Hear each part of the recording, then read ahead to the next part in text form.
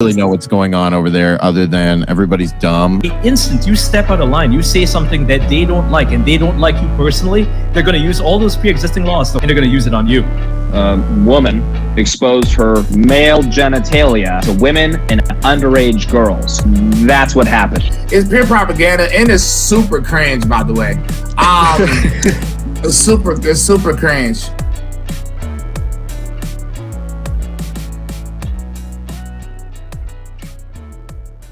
He's showing us love. I've opened the wrong thing. Eric Butler is here with me. I promise you. There he is, live from San Francisco or something. Phoenix, Arizona, with mountains. Yeah, in the desert, with the desert, the mountain range there in the back. I guess this is what they call the valley. Supporting Brittany Griner and the Phoenix Mercury, right? Big fans. Big fans. All 17 people. I guess we could talk about her first. Maybe not. Maybe we should push her down down the list of importance here. You can go right to Hunter Biden if you want. Eric Butler, TainReport.com, myself, Andrew Chapados of Rebel News, huh? Is that the French? That's the French in me. Hunter Biden is strikes again. He strikes back. Who knows what it is, Eric? But we got more text. What we don't have yet is last night somebody hacked his iCloud, which for some reason was like 350 gigs worth of stuff. All I saw so far was his bank account statement from a trust fund that he had from Joe Biden. It was if real, it was Joe Biden's like trust for children, and it's just funny that his own son has like a trust fund in the name of like a charity, if that's real. But it was only like 45 grand in the account. It's just interesting that he would upload like bank statements to his cloud. I don't understand. It's like he must really think he's untouchable, but I guess he is, isn't he? He absolutely is, and it's just another example of this awful, just absolutely awful two-tier justice system. We have the Bodega story, which we'll get to, which is another great example of that. And we see it every day. It's not new. But yes, he does believe he's untouchable. But outside of that, he's a crackhead, so he doesn't know what's going on.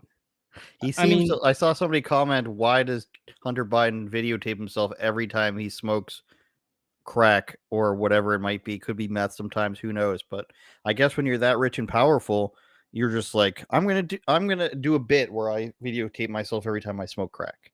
I should also mention off the top here, Eric, that my YouTube channel has a copyright. It doesn't have a copyright strike, a community guideline strike, which is why we're not live streaming on there today. If anybody's wondering why it's not on there, a Chris Sky interview, as in the anti-lockdown guy that I did like a year and a half ago, got flagged for medical misinformation. And the appeal process is just a joke. It's like, you can watch it now and see what you've done wrong. And do you have any comments? And mine was like, why did this take so long? And why is there no warning?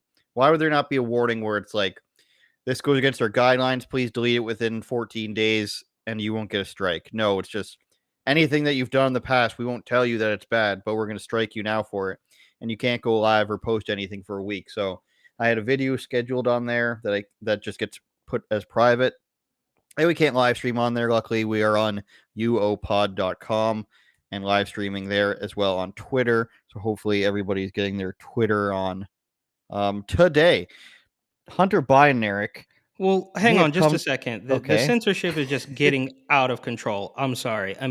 You're dealing with it. I'm dealing with it on YouTube and Instagram. And it's just proof that their movement, their regime is completely astroturf, right? It's not real. If it were real, then all of these conversations would be fair to have and they would be, quote, debunked. But they won't even let that happen. I'm still dealing with a strike from a video that I posted a year and a half ago with very few words in it. It was like literally just B-roll of, it was even titled Scenes from the Capitol.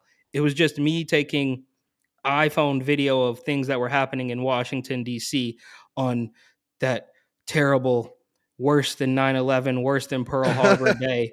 And it took a year and a half for them to say, oh, this is misinformation, not medical misinformation, just misinformation. It was simply, there's no interviews in it. There's nobody saying, oh, fraud, I don't even know what words we're even allowed to say anymore, but it was basically just B-roll, and a year and a half later, they strike the channel for it. So it's just complete astroturf, bro. It's totally fraudulent. And I guess maybe can we live stream on Rumble? I don't even know if I can even say the word Rumble on YouTube. Will probably have us struck down. And just last thing here, I promise, very quickly. I mean, obviously they have a team of people who are paid to go back through years of video to find one thing to strike you for. I mean, why did it take 18 months for this to happen? I don't know. I have a conspiracy theory that's a bit of because we're getting momentum here, and I know I've expressed before how my YouTube channel loses a couple hundred every month. We finally reached a point where it's gaining some. It's against the algorithm where it's like 60 lost per month, and then it goes to like 100 lost per month, and now we're starting to get like plus a couple per month. Like it didn't dip below like 43,000. Like it's been going down by it's gone down by like 6,000 ever since they demonetized me the first time. But I I have a theory that we're starting to get a little bit more momentum, and they want to try to put a stop to that. And who knows? There's probably like an order, like take care of the huge channels, and then if you guys have time, go for some of the smaller channels. Yeah, okay. Or maybe they I just could put in see. a Chris Sky. Somebody who's like, let's put in Chris Sky as a keyword and find out stuff about that. So, Jill Biden, the first lady, who I believe is Hunter's aunt, or sorry, not aunt, his stepmother. It's his father's wife. I think it's his stepmother. And he called her a vindictive moron and much, much worse, according to the Daily Wire. Text obtained by the Sun, of course. Those British newspapers love Joe Biden and Epstein and Clinton stuff. They're very good at it. The now 52-year-old degenerate lashing out. Okay, we got to find out who wrote this then. Greg Wilson. I'm not familiar with him. Lashing out at his stepmother after a family feud in late 2018. At one time, Hunter Biden called Jill Biden a selfish, entitled, see you next Tuesday. Okay, is that Terror on the Prairie we're getting promoted by here? Another text to his uncle, James Biden. I guess I can look more forward at the screen. Hunter Biden recounted a spat with the future First Lady in which he struck a barrage of low blows. Quote, and you do know the drunkest I've ever been is still smarter than you could ever even comprehend. And you're a shut grammar teacher. I think he's supposed to say a shit grammar teacher, and he spelled that wrong. That wouldn't survive one class in my Ivy graduate program. Quote, he wrote, so go F yourself, Jill. Let's all agree I don't like you any more than you like me. Oh, man. Is there anything else in this? The bad blood apparently sparked Jill Biden's insistence that Hunter get help for his well-chronicled drug addiction. The Sun said text messages were found on the laptop. So we're still getting leaked from laptop stuff. Like they've got a storyboard out and says, let's drop some Hunter Biden stuff today. But like I mentioned last night, there was new stuff. And I'm wondering if anybody has that yet. That's the 4chan leaks, like some 4chan guys got in there or something, right? Exactly. They got into his iCloud password somehow, and there's hundreds of gigs of stuff. So people are going through that now, which of course people will tell you is illegal, but like Chris Cuomo, it's illegal unless you're getting it through us. And technically, Eric, we are journalists, so it's not illegal for you or I to download it. Even though I haven't, because I don't understand how to use 4chan, and I click on something and it just leads me to somebody else's post, and I'm like, what am I doing? I don't use any of the chans, unfortunately. So I'll have to wait until the Sun or something publishes that, I guess. Yeah, and I think now I might have a little bit of a conspiracy about this as well.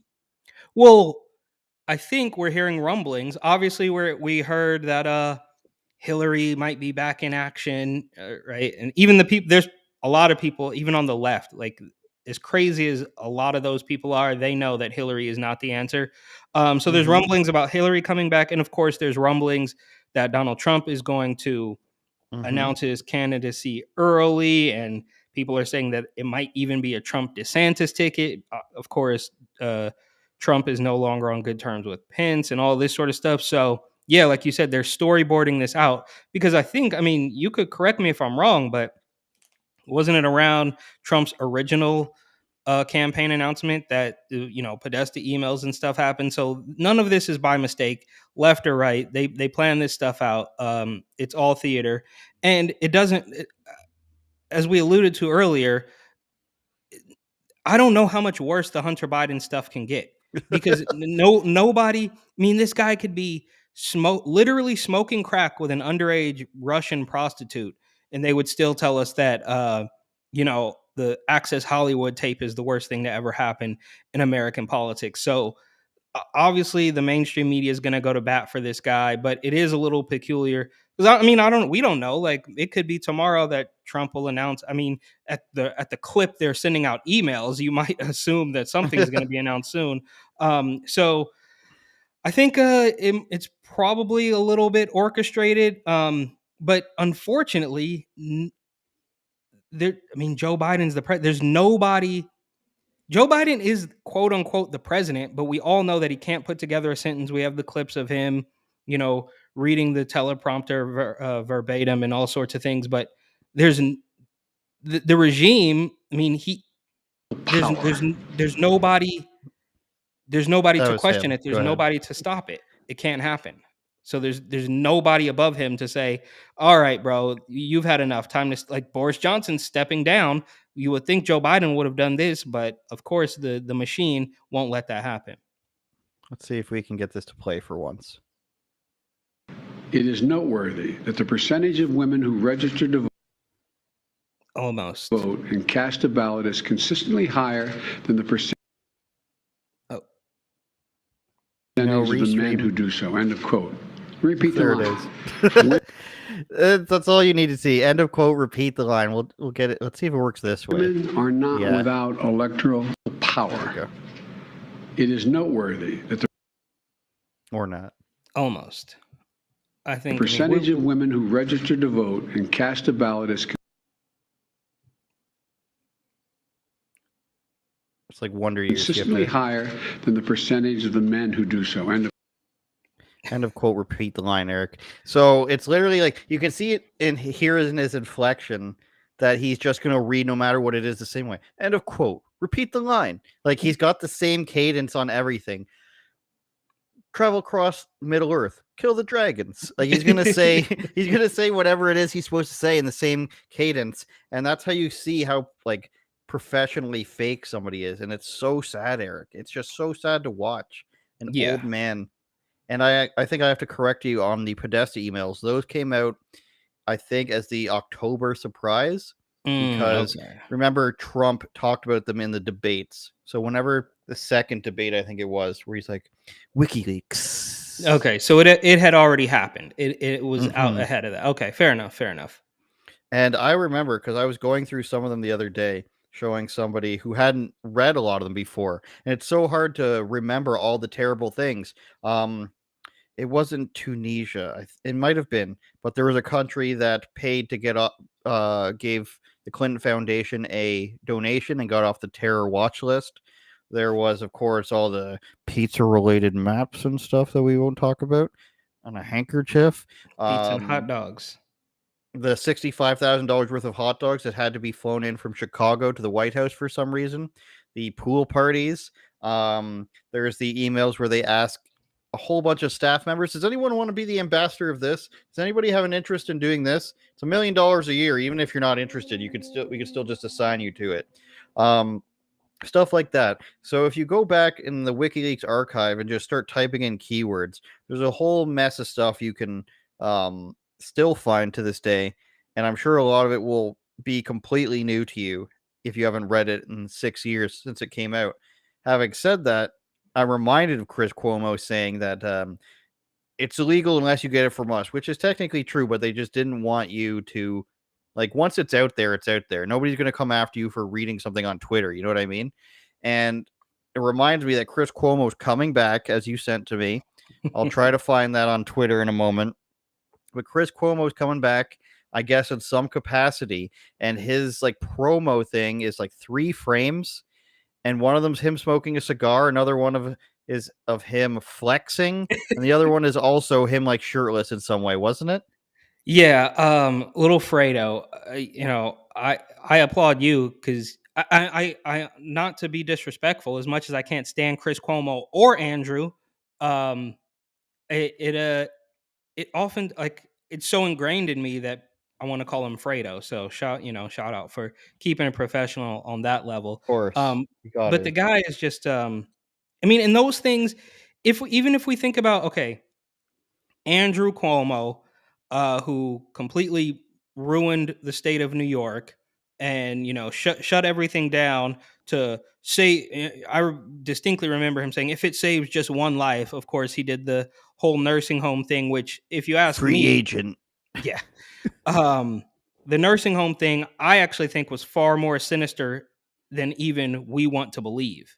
Right? Like, you really want me to believe that, Cuomo is putting these old folks into these homes, and it just spread like wildfire? I don't know, man. I think it was a little bit more sinister than that. Obviously, I can't prove it, but if I recall correctly, and maybe you can correct me on this as well.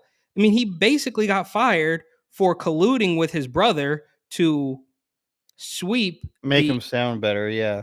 and they were working on giving him media training, and we're all just supposed to believe that this literal family is not gonna, like, I mean, it goes without saying, if Donald Trump Jr. were on Fox News 5 nights a week, we wouldn't hear the end of it.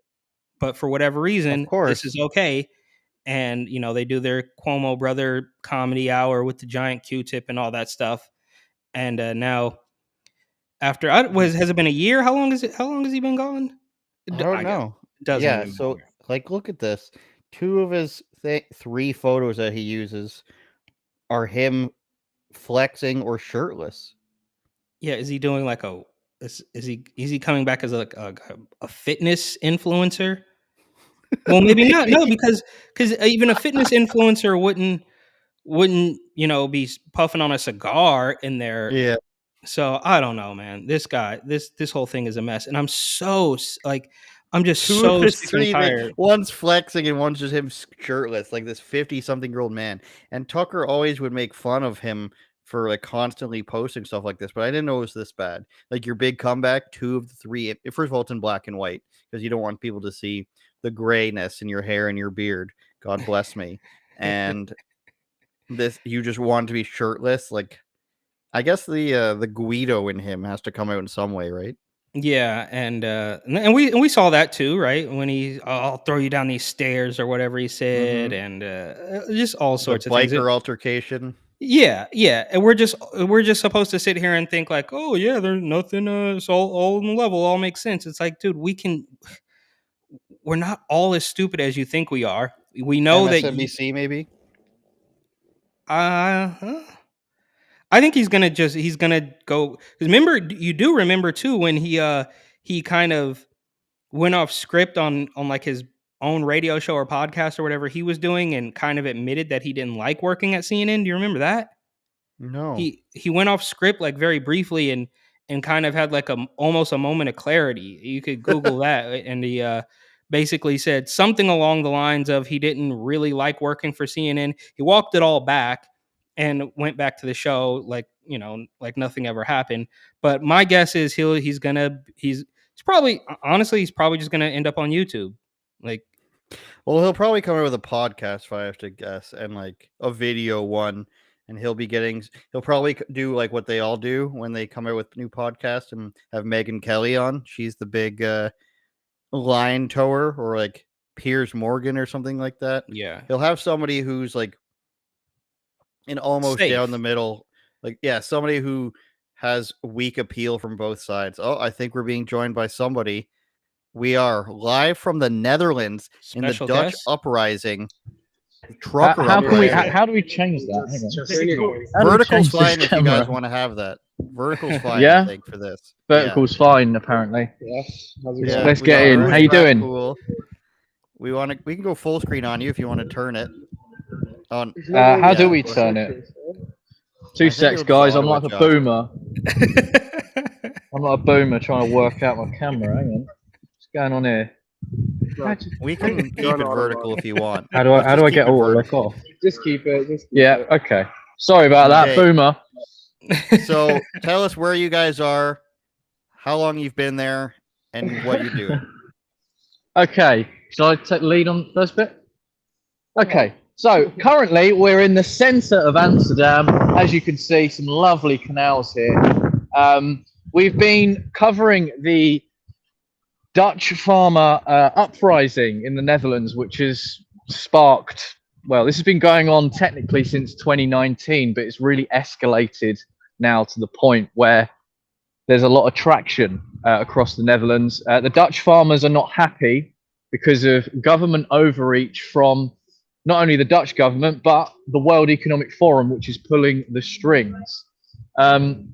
They want to take 30% of the farmers' lands because they want to cut on nitrogen emissions.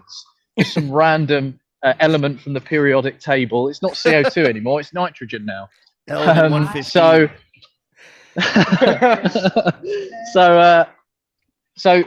So their idea of cutting that is to take 30% of farmers' lands, basically, which means cutting livestock,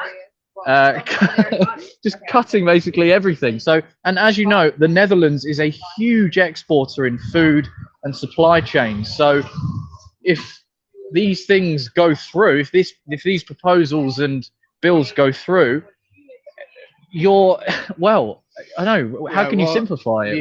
The interesting thing about talking to people here, even in Amsterdam, because we've been spending most of our time outside of Amsterdam. So a lot of the protests that are happening outside of it, like 2 hours outside of the city, sometimes even further than that. And a lot of the people that live in the more rural areas, they truly believe that the people in Amsterdam, it's a city, right? I think it's the biggest city in the Netherlands, and they truly believe that the people here don't understand what's going on. They understand where their food comes from, but surprisingly, pretty much everyone we spoke to today knows that something is seriously not right with what's going on with the farmers.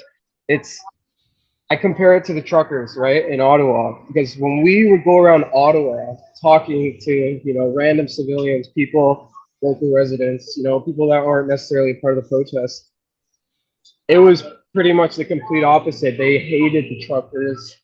It was real nasty. But here it's different. Oh, did he freeze? Getting the bad connection there. Here it's different, he says. I believe it's farmerrebellion.com. Let's see if it checks them back in and out.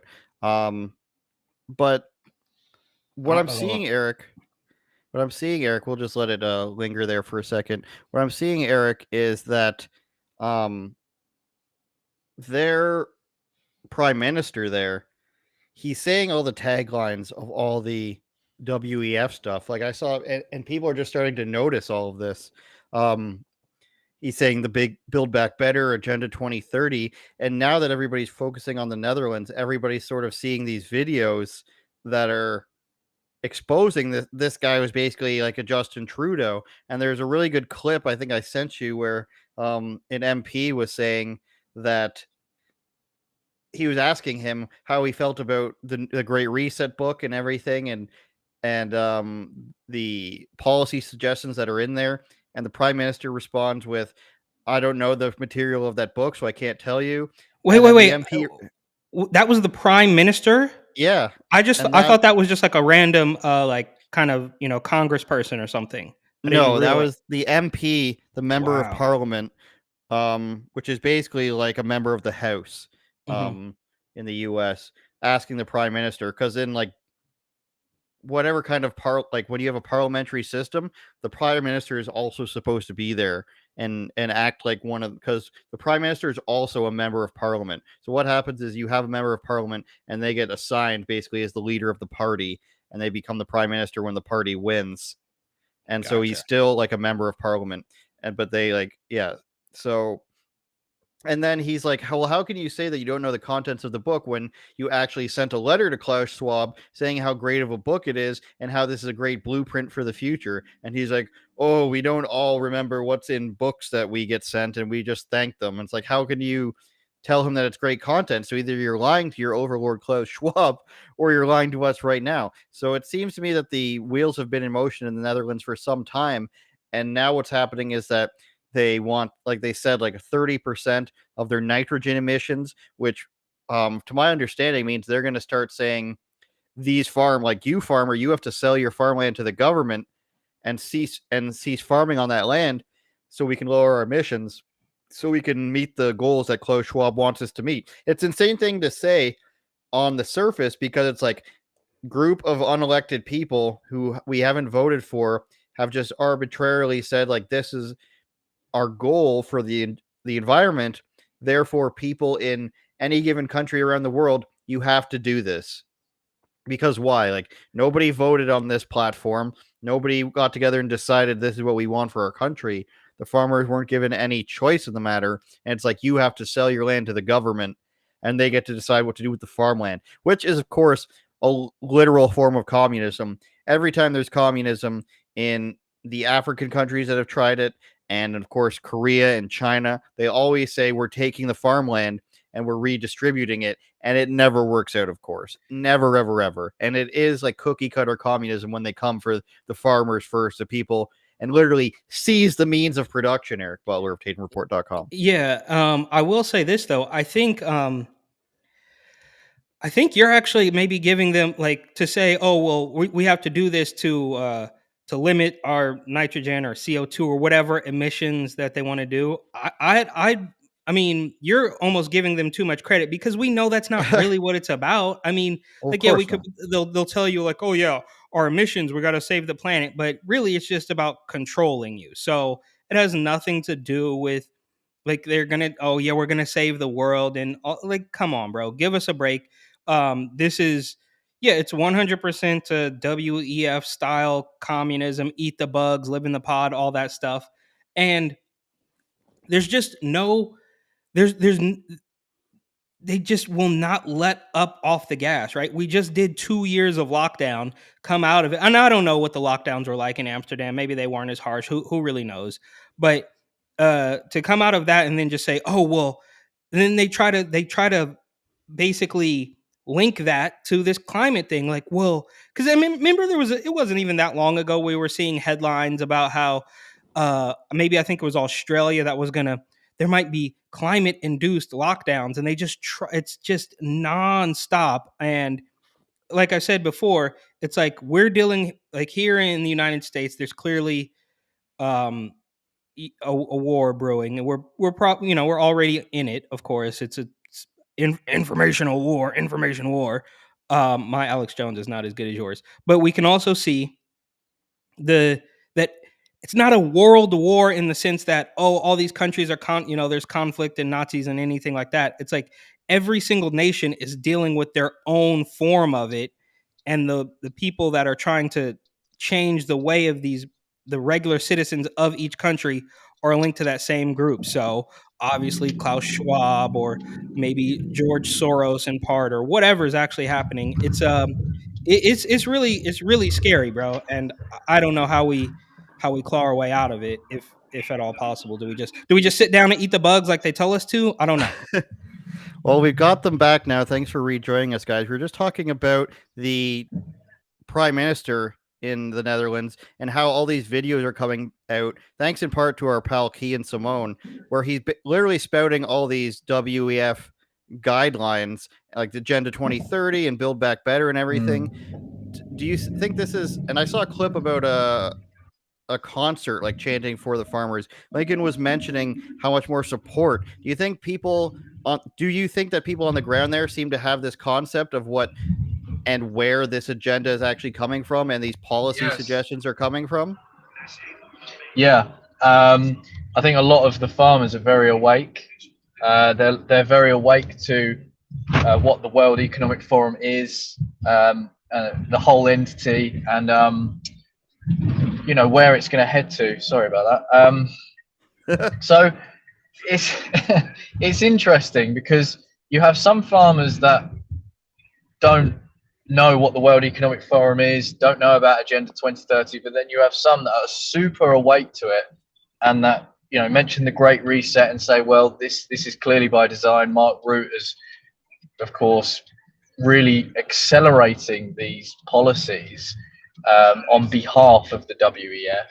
And what's fascinating, it's funny because we were sitting around the table earlier and you had a Brit, a Yank, Canadian, and a Dutch sitting around the table saying, hang on a minute, we're all experiencing these strange happenings in our countries, but we're all from different, you know, areas of the world, yet the same thing is happening everywhere, which is so strange. So it's very hard not to say that this is not by design, when clearly it is. Yeah. And Eric, anything you want to ask them? Well, I was just going to say, like you said, when you have all these people from different parts of the world realizing that something strange is happening, and then a simple, I forget who said it, but basically, like, it's become to the point where we've gotten to the point where a simple pattern recognition will turn you into a conspiracy theorist, and they just and fortunately, and that's why we see nonstop censorship. Me and Andrew are both dealing with YouTube guideline strikes and demonetization on Instagram and all sorts of things. So as soon as you start to realize a little bit of that, hey, this doesn't really add up, or maybe I don't want to do that, then they will throw you into this bubble. But on the plus side, I think more people are really starting to understand that this is completely astroturf, like airdropped from Twitter or something like that. Like these movements, this climate stuff, whatever. Like, yeah, there's some college girls who really believe it, but for the most part, I know if you drive through the middle of America and you just talk to random people, they're not gonna hop on a climate change bandwagon. Maybe a handful of 20-something-year-old, college sophomores or something. I don't even know. But yeah, that's pretty much it, man. This is really creepy to see everybody or all these countries dealing with a very similar authoritarian government, which is likely run by the same group of people. Lewis, well, exactly. I was just going to ask, what's the mainstream media been like there? Are they around at these protests? Are you privy to any of their coverage? Are they calling it like a conspiracy theory led thing, or are they actually covering it like in a regular sense? There must be a reason why farmers are all refusing to work at this point. I don't know how they would spin that. Let me ask, do you think the Dutch mainstream media, have they been reporting this at all? Or are they just sort of complicit to just, the agenda of the government? Yeah, well, sure, they report about it, but then they spin it, the farmers, there are these other big companies that have interests in these protests, and that's why they're protesting, and we're trying to smear them with all these accusations of not being like conspiracy theories, calling them conspiracy theorists. Like the oil companies are financing the protests or something. Oh, like that, really? Oh, Which is totally ludicrous. I mean, you can just see that they're actually they actually have to sell their land, and they are in absolutely no position. They've lost, most of them have lost everything already. So but they're not interested in that story about their lives and the suicides and desperation, and they're just trying to downplay it. Like they're the same people that were the COVID protesters. They try to make it this one entity, extremist sort of entity. Exactly. So they're not going into the countryside, that's for sure. They're just sitting at their desk writing these stories about the farmers, and they have no clue. Sounds a bit similar, doesn't it, guys? Yeah. So only a matter of time before they're just okay, you can call them a conspiracy theorist, but sooner or later they're gonna just be called racist or whatever stupid labels they can put on these things. And last thing, and maybe this is a silly question, but I think at least here in the States, Amsterdam is pretty well known for weed. So, is there anything happening with weed farmers? Do they go after them, or what's that like? That's a good question. I don't know about that. From what you know, do you know if the government is weed farmers being affected in this? Weed? Yeah, because obviously smoking weed. Yeah. No, I mean- because the wheat they grow in Holland is usually inside. They grow it inside like their houses and stuff. Oh. You know what I mean? It's not. We don't actually have wheat plantations. Oh. No, we don't. Oh. That's We illegal. do in Canada. It's sort of like it's condoned. You can grow wheat, Right. but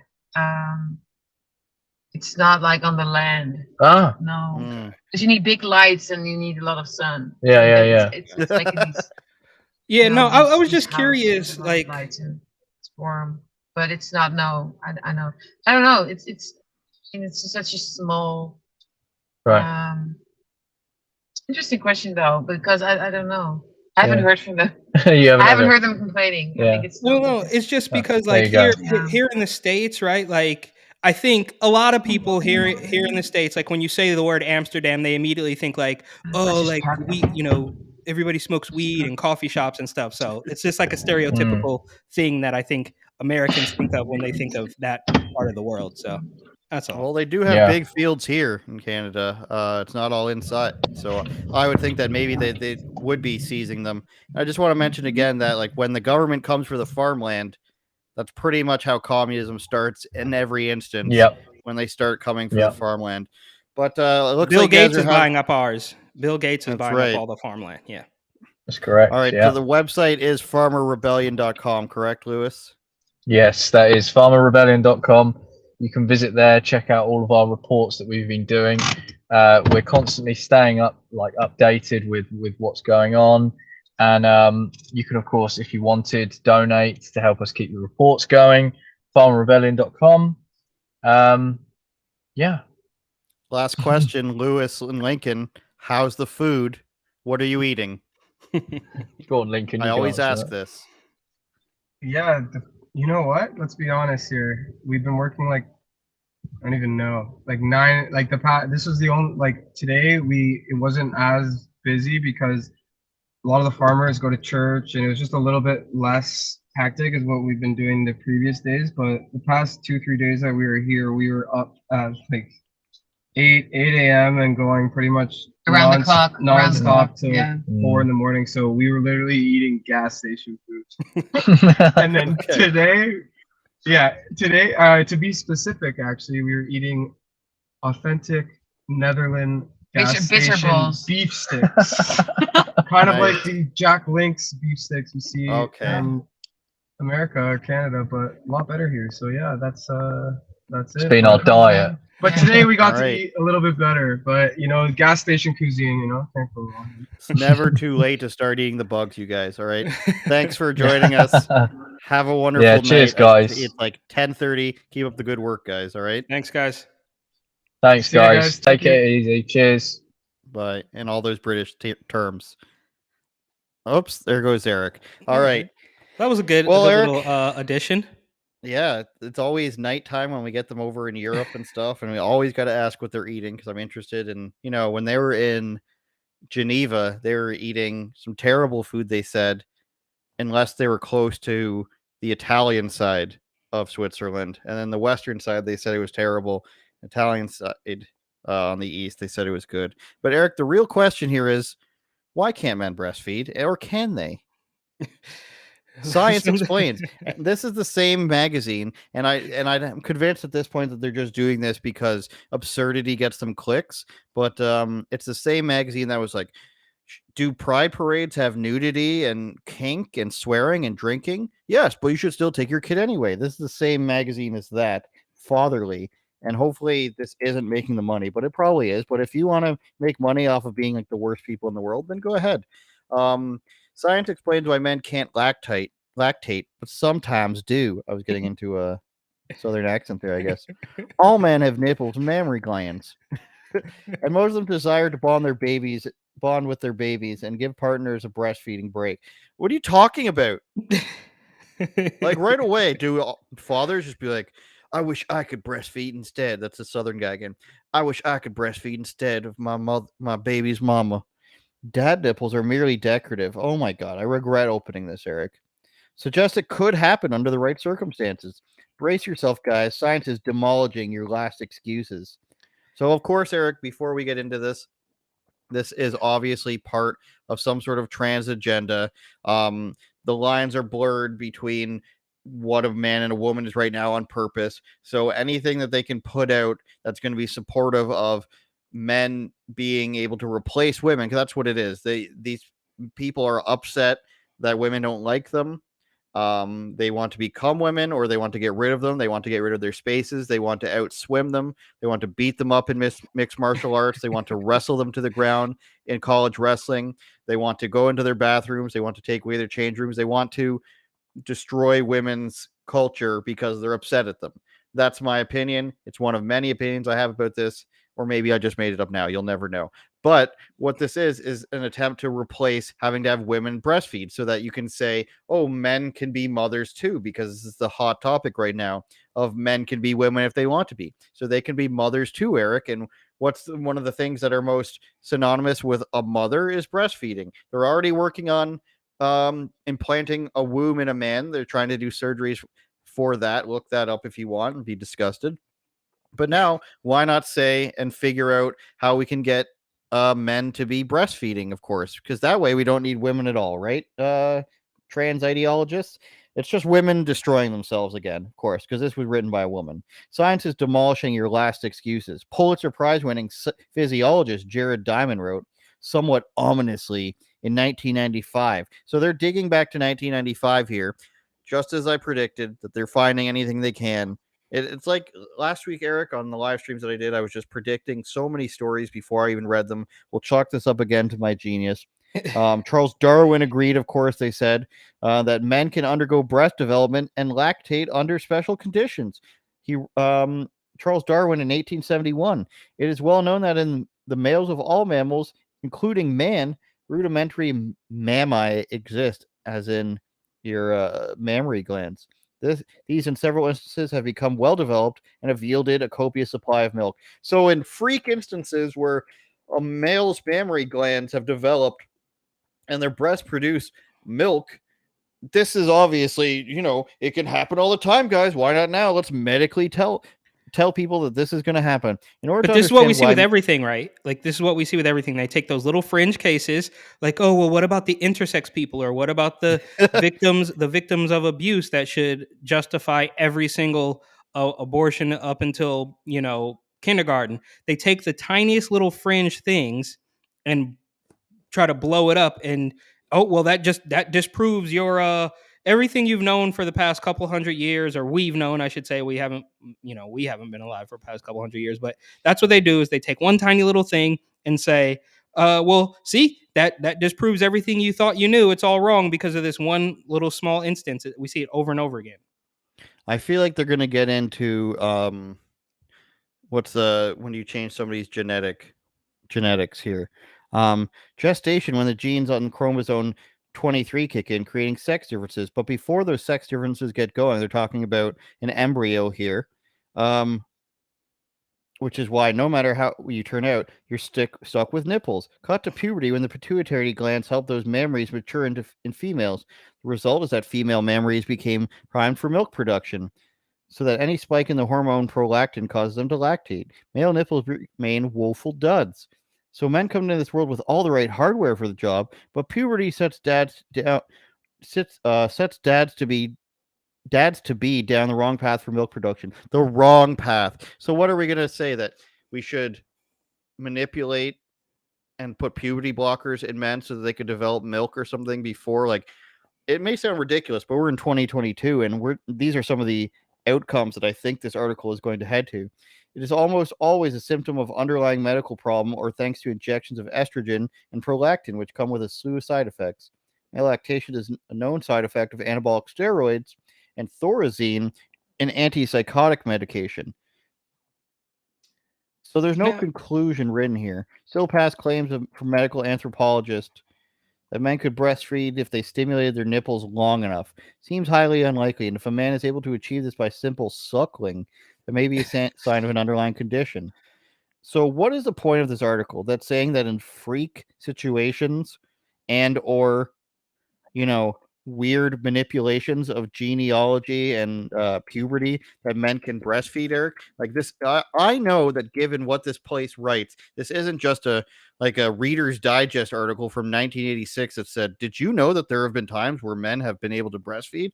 No, Fatherly is a magazine that's meant to push a certain agenda, like of course almost anything is, but most people aren't as forward with it as a magazine that's promoting, bringing your children to see naked men and drunk people on drugs. Um, so at this point, you have to assume that there's a reason behind it.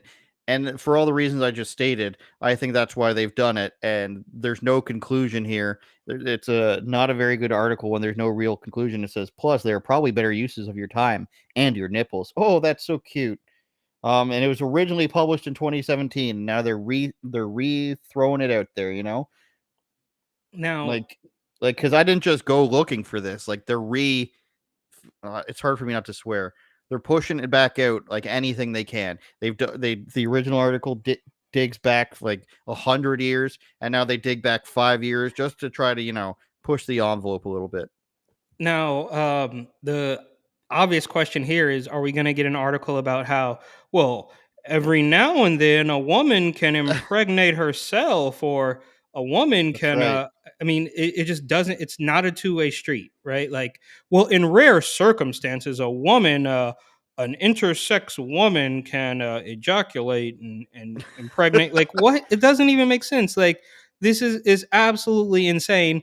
And it's also how come we don't I mean, why is it now? Look, I don't have the numbers on this, but I'd say, what is it, like 7 times out of 10 it's going to be a man who wants to become a woman versus 3 times out of 10 a I woman don't who know. wants to become a man.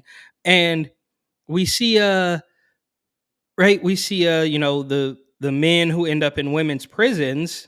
But have we ever had a woman who says, "Oh, I identify as a man and I want to go to Rikers with the rest of the men"? Like it just doesn't It's happen the happening other a way lot around. now. Where women want to be men and they don't want to try out for the NFL or the NBA or be tried as a man and be punished as a man when it comes to criminal issues. But now we want the man. I mean, this reminds me of, was it Meet the Parents? Remember that movie? Like, Yes, I I do. I can milk anything with nipples. I have nipples, Greg. Right. Can you milk me? I think I have an answer to your question. This is from 2017 to 2020. Of the 1.3 million adults who identify as transgender, 38% are 38.5% are transgender women, so that would be male to female. 35.9% are transgender men, and 25.6% are gender nonconforming. So it's pretty even, frankly. 515,000 to 480,000. I don't really buy that. What's that from? That is from Williams Institute School of Law, UCLA. Okay, UCLA. They're. I mean, come on. No, I mean, I can't prove it. Obviously I can't prove it. But look, everybody's compromised at this point. We're talking about a Southern California university. Give me a break. I got another one for you, though. It's opposite opinion. 2 years ago, almost 3 years ago, various surveys on trans populations have shown male to female transitions are 2 to 4 times more likely than female to male. See here. This is the demographics of the transgender population. A study from February 2013. So maybe it's become more popular to go both ways, but originally it was 2 to 4 times more. But I think we know the real answer, Eric. Men want to become pretty girls because they're sad, lonely men. I don't think it's that It's complex. not difficult. I mean, it's not if you know a losery guy, and we all have in our lives, maybe we've been friends with them, who knows? But we've all known them in school and in life. A guy that can't get any girls, they become sad, they're lonely, they wish they could have girls. I mean, there's a whole thing called incels, and 99% of them are men. There's like one girl in every incel group. Yeah. What happens when a girl can't get a guy? Well, she becomes more of a nerd, like a sedentary, shut-in nerd who has some sort of like she plays some sort of weird card game or something like that, or she gets into Wiccan or something like that. She watches 600-Pound Life all day long. The variation, women are much more easily able to deal with not getting men than men are able to deal with not getting women.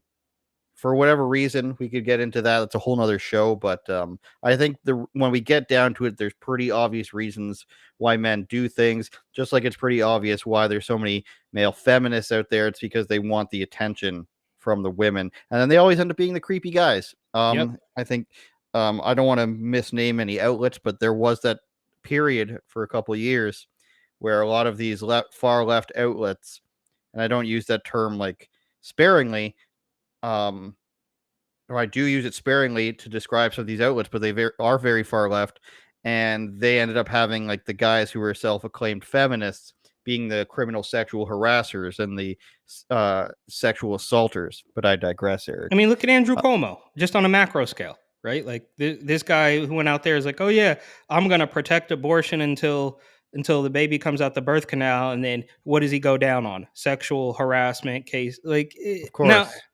And I think, to be honest with you, I think him being handsy is probably the least of the problems that New Yorkers had to deal with. But it's just it kind of on a larger scale, on a more simplified scale, it's pretty. It seems to sort of fit your theory there. Thank you. I just got to adjust my Tim Biebs thing. Make sure everybody can read that. Yeah, no, I don't know what that is. It's Corduroid, Tim Hortons, Justin Bieber collab, you know? Oh, I was wondering, I was like Biebs, like as in Bieber. Okay, I got it. That's right. Free Justin and his, it's just his wife had a congenital heart disease, and Justin Bieber had all 6 other things leading to facial paralysis, even though he's young and super rich and healthy and could easily prevent, illnesses and see them coming from a long time away. And, he just gets facial paralysis from time to time out of nowhere. It happens. It happens. On to some state-sponsored racial art. Now, people were making some comments about this. It is not paid for by the government. What my point was that the government is using tax money by the CBC exists through taxpayer money to promote racist black art. Now, this particular art is supposed to be uplifting to black women in this article, and that's what it focuses on. And one portion of this article focuses on this piece, which we'll get to in a second, and we'll get to the artist. How black artists use citational art to build upon one another's legacies, Eric. And we'll quickly get to how amazing this art is. There it is. It says, there is no bad luck in the world but white folks. So we can, and it's meant to look like an old motel sign. And here's the explanation for this, Eric. Buckle your seatbelt into how like non-complex this is. And hold on, we get this bit bigger for everybody here. This is about, so they just did one paragraph about this. Jotovia Gary's, that's Jotovia Gary is her name, sculpture Citational Ethics from Toni Morris in 1987 and made in 2021, debuted at Art Basel in Miami last November. The neon 9.5 piece mimics the shape and style of the motel signage where Martin Luther King was murdered, but the text is altered. In its place, Gary inserted a quote from Toni Morrison's novel, Beloved. There is no bad luck in the world but white folks. Gary effectively cites twice. Someone who knows the iconic sign could be transported back to 1968, while the quote could resonate from Vietnam to Vancouver, even if you don't remember Suggs and School Teacher. But everything comes together for the viewer who, quote, reads all the references. So what's the excuse for your racist sign and racist art? Oh, well, Martin Luther King was killed nearby. So it's basically we're taking from a piece of literature that's saying there's no bad luck in the world, but white folks are the bad luck you witness. And so because I've invoked Martin Luther King, my racism is okay. Let's switch that around, Eric. Let's take an instance where a white person was killed by a black person. And I'm going to say, let's take a time for when Bernie Sanders marched down the street and there's for civil rights and there's a sign over there. And I said, I'm going to hide from the camera here. There's no bad luck in the world but black folks.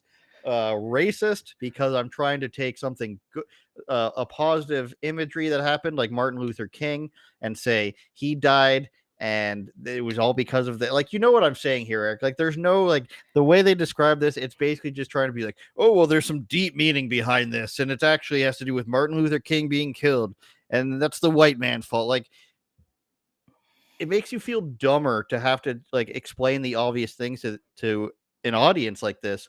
But when you have an artist just trying to disguise what they think is like progressive art, which is actually it comes out as racism, I would say, it makes everyone feel dumber. And that's the point of all this, is to blur the lines of actual truth. The truth is this person wanted to make an edgy piece of art that was, you know, criticizing white people. And then they said, how do I do that? And they dial it back and they go, well, there's a quote in this book I can use. And there's a sign that was near Martin Luther King when he died. Like, what does that have to do? Like, what do these things have to do with each other? I don't know. Like, I read this quote and it's from a book from 1987, Citational Ethics, but we're also taking something from, when did Martin Luther King get shot? It was it the 60s or the early 70s, Eric? I think 68 or 69. And so we're melding these things together so that we can justify it. And my point in trying to make an example is a stupid one with Bernie Sanders, because, you know, he so famously talks about how he marched for civil rights. Is we're taking an event, a tragic event, which is probably racially motivated, and we're connecting it to something, a quote that is 20 years apart and maybe connected to it, and we're saying this is a good way, this is a way to justify talking bad about a particular race. But if I did that with an example of a famous white person who got killed and connected it to another quote from another famous book and said this is a good enough reason to make something racist, I don't think anybody would buy that, and they shouldn't. No. And this is just because they can't. Well, of course, they want to continue to try to radicalize people and invoke anger, of course, and always blame somebody else. But outside of that, they can never just stand on their thoughts or their ideas. They can never, their actual beliefs. Yeah, they can't ever. And that's why, again, just to bring a full circle, that's why we always see so much censorship, is because there's no discussion to be had. They can never back up anything they say. They just point to racism. Even when a couple months ago when I was on the show with Hawk, and it's like, well, remember when he cherry picked? He's like, well, you're still talking about something from 2 years ago. It's like, dude, you're talking about redlining. So they can never, redlining, and somebody who died like 30 years ago. Yeah. Right. So they can never just stand on the principles because they know it won't hold up. And when you see stuff like this, it definitely makes you wonder, I mean, how did we get the oldest, whitest guy in the country as president? I mean, you could have given up that spot to Kamala Harris or Tulsi Gabbard or even Amy Klobuchar, who at least is a woman. So it's just so bizarre, bro. Like, they're trying their hardest to keep their sinking ship afloat. And really, I think a lot of it just has to do with the internet, right? Like, we know that before Twitter, they had control of everything: ABC, NBC, CBS, you know, and a handful of cable channels. And they had like, I mean, quite literally control of what could be put out there. But now you can, you know, all of us with a computer in our pocket can start looking up stuff, and that's when they start going for that pocket computer and censoring. There's this, I think Letitia James, the attorney general who was running for governor in New York or whatever, they're trying to ban results of pregnancy crisis centers coming up on Google and stuff. It's like they want nothing more. Like, think about it. They told us over and over again that well, the right wing, the pro-lifers don't care about babies after they're born. Meanwhile, in Massachusetts, Elizabeth Warren says that pregnancy centers outnumber abortion centers 3 or 4 to 1 or something like that. So they got to get rid of those. So then their logic can be true. So, well, once we get rid of those those pregnancy centers, we delete them from the Google searches and we firebomb them and cover them in graffiti. Now they don't exist anymore. Now we can say that they don't actually care. It's the same thing that we see with the BLM crowd who walks down the street in New York City and then drinks an old couple's beer off the table. So now that old couple says, I don't really like these people. And they say, see, we told you you're a racist. And it's like, dude, if you guys were to just, I mean, look, we all have the freedom, to be honest with you, to be 100% honest with you, that piece of art, it looks kind of cool, like, you know, the old timey hotel vibe, but the message is just so insulting to black people who are basically told that they're stupid and everybody's all the reasons that you have problems is because of white people, and it's obviously insulting to white people because they don't have. I mean, like, there's corny people, there's bad people in every corner of the world. So this is just it, it's triggering to say Also, the it would least, have bro. to mean that the people who murdered Martin Luther King represent like all white people's beliefs or thoughts because it was a white person who did it. And I don't And even know if it is. I totally understand why you wore the BET shirt today, so you can This is not connected. I just thought I hadn't worn it in a while, and it's like this is like the only place I can wear it. You know. This is the author, by the way, Jamila Malika Abu Bakari, and I just thought her first That of was all pretty her. good. You practiced that a couple of times. So I'm looking No, at I it like, didn't. what I is this? watch sports. There's a lot of African soccer players. There's some African basketball players, so I know names. I just want to point out, first of all, her image here is terrible. Like, this is the selection you chose, like a close-up, shadowy figure. But she's an artist and writer currently working from Lenape lands. She's accepting invitations to teach sound art, text art, and collage by Black artists. So she wants to teach you about sound, text, and collage art. So stuff that children can do, but only from Black artists. Yes. Imagine the arrogancy, Eric, that somebody from a different race would have to be like, I want to teach at your college, but only about white artists or only about artists from a particular race. It would be okay. I find it weird every time there's a racial identitarian thing going on. But imagine the arrogancy. We're just like, no, I will only teach about people from this race. And you will pay me for it, Government of Canada. And they will, because it's the Government of Canada. We've gone over time here, Eric. Do you want to do one more story? Or do you want to call it a day? I think we have to get to the bodega thing just really quickly. You want to do bodega? Yeah. Brittany Griner. Let's talk about her for 30 seconds before we get to the bodega. They're sending former New Mexico governor to go get her in Russia, hopefully for them. She brought hash into the country of Russia, which is illegal. She refused to join the team for the American national anthem. She wanted it removed from the games, and she had a domestic abuse charge against her girlfriend or wife. I'm not sure. She's a non-hetero woman. I'm just pointing that out because you're wondering, maybe did she beat up her husband? No, she beat up another girl, and all of this, and it's like, oh, please save me, America. And she can barely dunk. She's like 6'8" or something. She can barely get above the rim. It's a real. Well, she's better than Kaepernick at her sport because she's still in the league. But what a lot of them do is it's more profitable to play in Russia. It's more popular in Russia, and I've learned this from playing NBA 2K. They talk about this on there.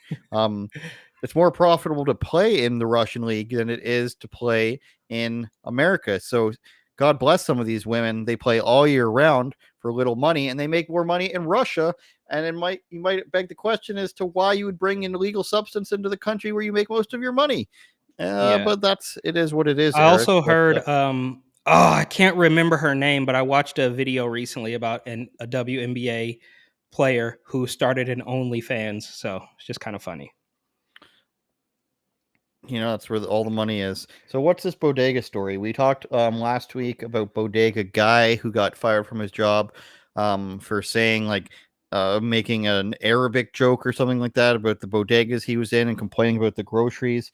Now what we have is I forget where this man's from, but he's an illegal immigrant who owns a bodega, and a black man who's got lots of separate charges under his belt came in, was upset that his girlfriend. Do you know the story better than I do? Well, as the New York Post would tell it, she was, because when the story first broke, they said bodega owner, or I don't even know if he's the owner, but bodega clerk stabs man to death over stolen bag of chips, which is hyperbolic at its best. But as it turns He's out, just a clerk, it says. yeah. So So they United tried to, Bodegas of America. which I did not know existed until a couple days ago. Um, so originally they tried to sensationalize it like this guy's crazy and he stabbed a guy because he stole a bag of chips, which would be completely inappropriate. But it does say a little bit about how New York and, of course, California continue to cater to criminals. Like, you should have just let him have the chips. Just let him, because where does that end? Right? If he goes in and Of he steals a course. bag of chips, it's never going to stop. But that's not And exactly the guy what came happened. into the back. Yeah, exactly. That's so they get the hyper sensationalized story out there, and then more stories start to come out, and they tell you a little bit more about what happened. And the guy who you could saw the photo there, he's clearly an older guy, probably in his 70s or something.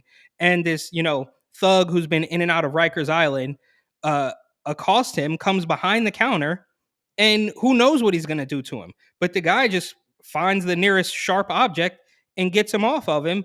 And Alvin Bragg, the Manhattan DA, charges this guy with murder. And we can say with almost certainty that if this man would have gotten away with what he was trying to do, he would not have been charged. Right? Like, he would walk Of away. course not. No. Exactly. So not only are they criminal friendly as far as just letting people out. I mean, the guy had already been in and out of Rikers for robbery and assault and all sorts of stuff. So not only is he getting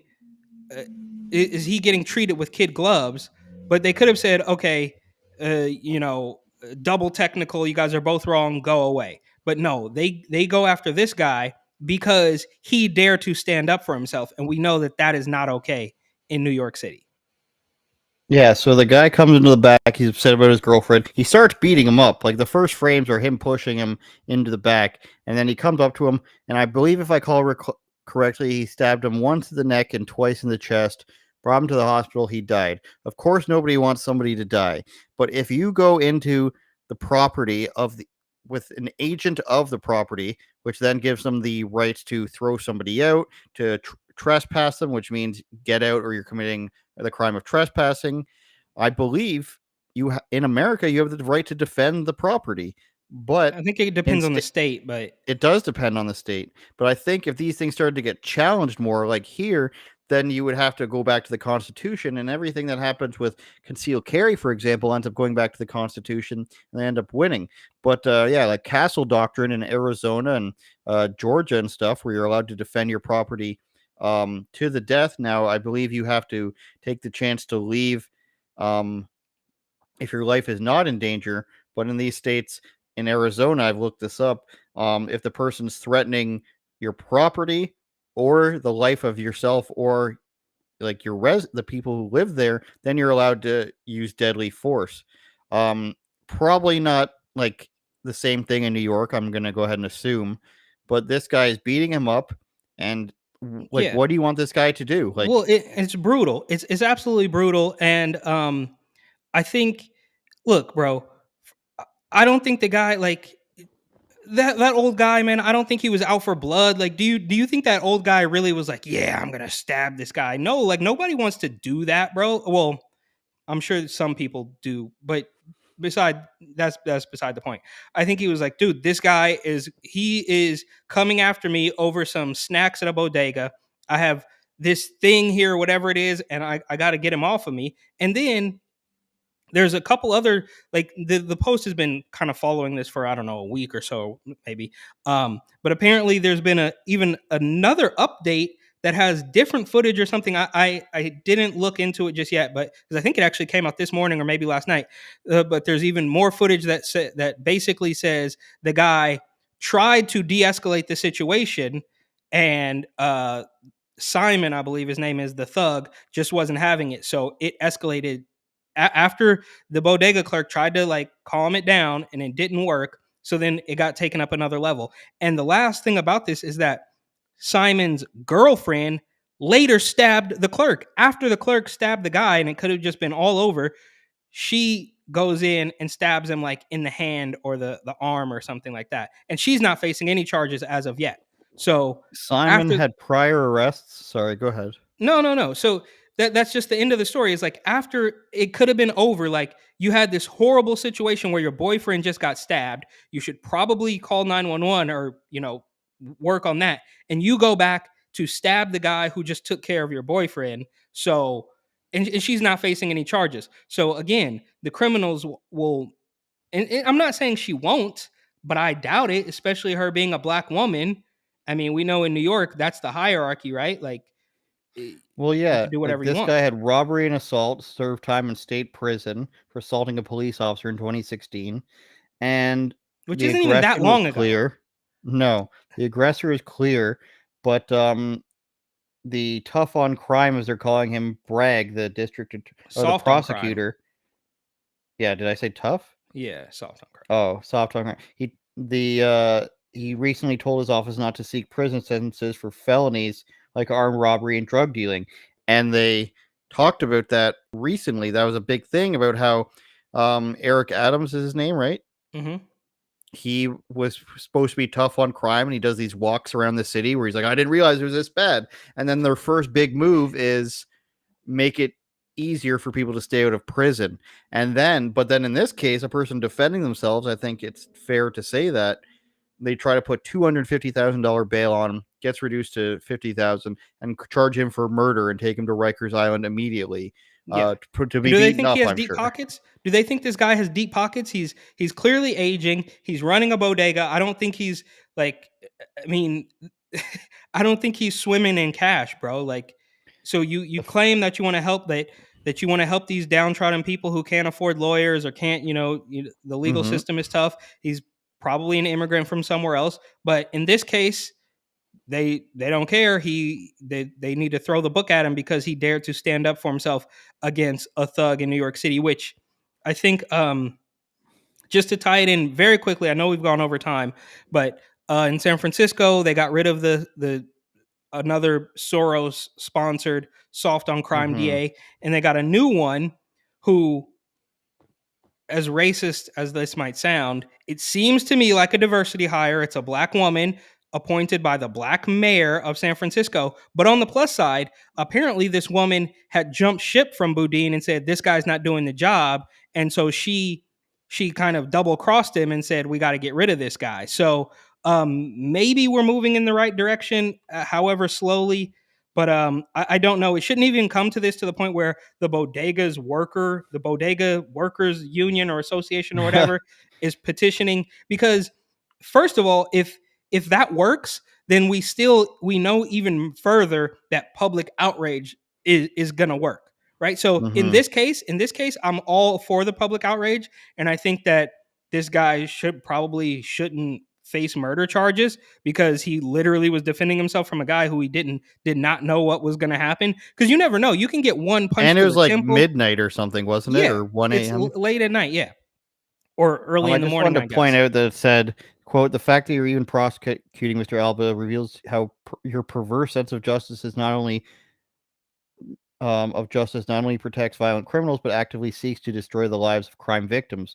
And that was signed by 2 Democrat city lawmakers and 5 Republicans. Yep. So not a completely even bipartisan thing, but you get 2 Democrats to sign on anything, and that's a victory, I think. Usually it's Republicans who are, pretending that they're Republicans. Yeah. But Eric Butler, it is what it is, I guess. Well, they have to. The DNC-led Democrats, cities. I think they kind of had to, just because they claim to want to be protecting of the immigrants and I'm not going to say the guy's poor. I mean, he works at a bodega. He's probably doing okay, but it costs you $250,000 to live in New York comfortably, which I assume he's probably not doing. So that's it. That's it. Yeah, we did have stuff about the prosecutor was a district attorney that London Breed, which I think is the worst name right now in politics. And maybe we'll push it to next week, but for some reason people around the world are giving their passwords to ExpressVPN and telling them what their password is. But I digress. Anything before we go? Eric Butler, TatumReport.com. My show this week is Kian Bexty, who was in the Netherlands as well. Who else was on that? Ian Miles Chong, all 3 of him, Ian Miles and Chong, and comedian Casey Rocket, who's very funny. Go ahead, Eric. Anything? Yeah, well, of course, as always, buy my book. But I do want to, and maybe I should have said this at the top of the show. I'm working on a new channel with my buddy Nick, where I'm just going to be doing like a little, a little weekly rundown of some stories that have triggered me. So go ahead and check out the Alt Reporter YouTube channel, and we're going to try to get those out 2 times a week. In fact, the most recent one was uploaded this morning. So yeah, check that out. Should be fun. I can get this up on screen here. Altreporter.com is where you can find some of that. Thanks everybody for sticking with us. 15 minutes past the hour. I sound like a radio host now. Thanks everybody for sticking with us. It's 15 past the hour. We're going to get to the traffic and weather coming up on uopod.com. And thank you for listening on Spotify, Google, and Apple. And Twitch. We will be back on Andrew Says next week after the suspension is gone. Really know what's going on. Turn it up, Jordan.